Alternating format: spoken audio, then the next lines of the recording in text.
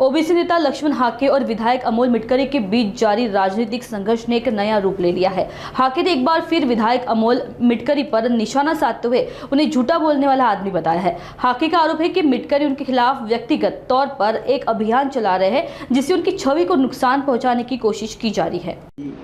हा माणूस डोक्यानं सरकलेला माणूस आहे, त्यामुळं त्यांनी जे आरोप केलेले आहेत ते आरोप धांदात खोटे असून एक राजकीय आम्ही जे काही ओबीसी VJNT शोषित वंचितांचे प्रश्न उपस्थित केले या महाराष्ट्राच्या राज्यकर्त्यांसमोर, त्याचं त्यांच्याकडे उत्तर नाही आहे। त्यामुळं मला वैयक्तिक डॅमेज करणं, बदनाम करणं हा एवढा एककलमी कार्यक्रम त्या अमोल मिटकरींचा आहे।